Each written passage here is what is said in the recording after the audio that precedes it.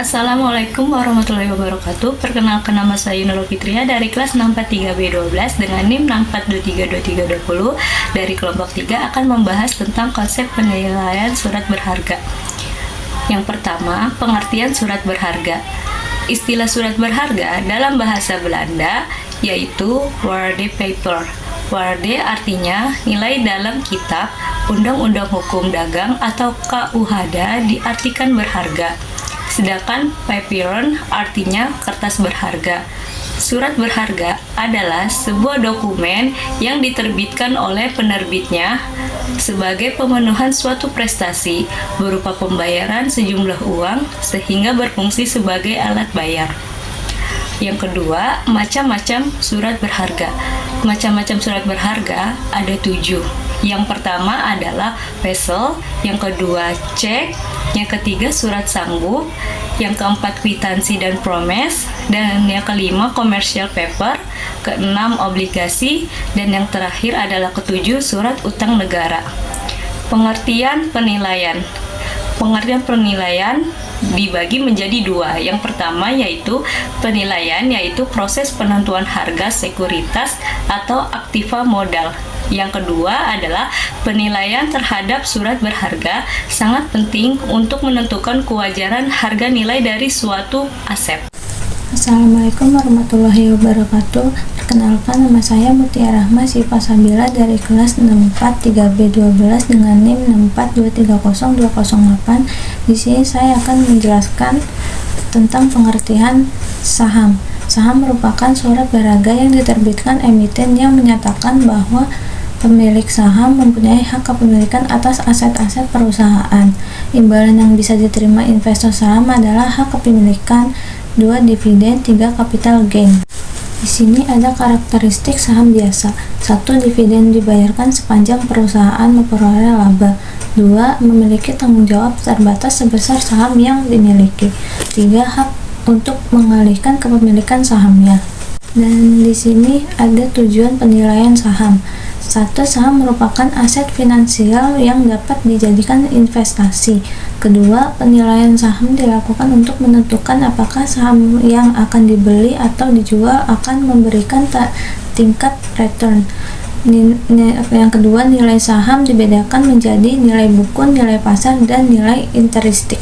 Assalamualaikum warahmatullahi wabarakatuh. Perkenalkan, nama saya Nur Hidayati Sholiha dengan NIM 642300905 dari kelas 643B12.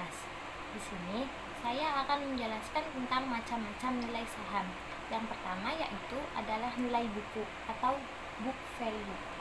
Nilai buku per lembar saham adalah nilai aset bersih net assets yang dimiliki pemilik dengan memiliki satu lembar saham.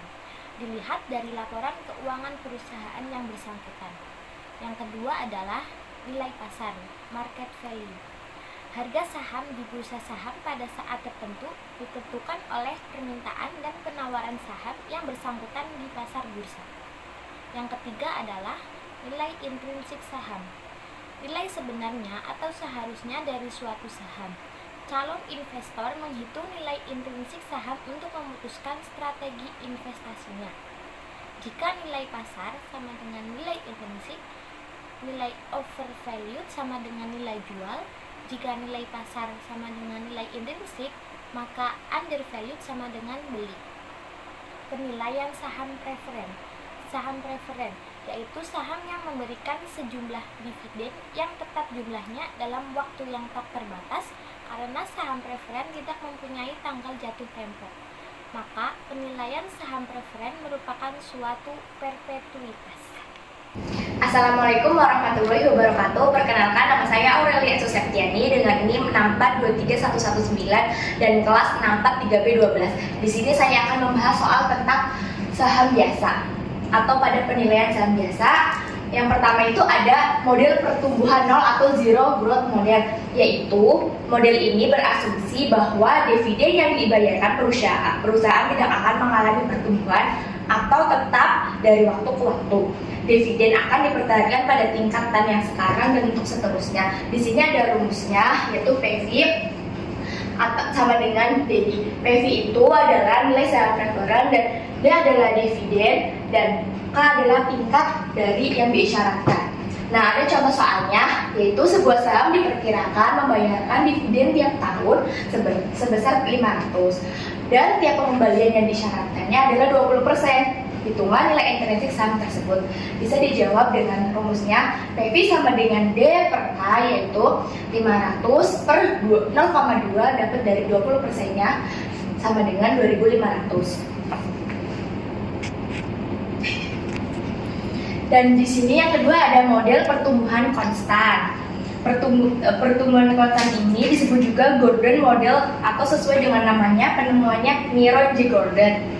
Yang dividen tumbuh sesuai dengan tingkat pertumbuhan perusahaan. Model ini mengasumsikan bahwa dividen tumbuh pada suatu tingkat tertentu yang konstan selama waktu tak terbatas. Dan model ini juga untuk perusahaan mature atau dalam tahap dewasa dengan pertumbuhan yang stabil. Di sini ada contoh soalnya, yaitu sebuah saham membayarkan dividen 500 dan diperkirakan dividen akan tumbuh 5% per tahun sampai tak terhingga. Dan jika pengembalian yang diisyaratkan investor 20%, hitunglah nilai intrinsik saham tersebut. Di sini dengan rumus PV sama dengan DO dalam kurung 1 plus G dalam kurung D 1 dan ini bacanya gimana? Kedua ada model pertumbuhan konstan atau disebut dengan penemuannya Miron J. Gordon atau Gordon model, yaitu dividen tumbuh sesuai dengan tingkat pertumbuhan perusahaan. Model ini mengasumsikan bahwa dividen tumbuh pada suatu tingkat tertentu yang konstan selama waktu tak terbatas. Di sini ada contoh soalnya. Sebuah saham membayarkan dividen 500 dan diperkirakan dividen akan tumbuh 5% per tahun sampai tak terhingga.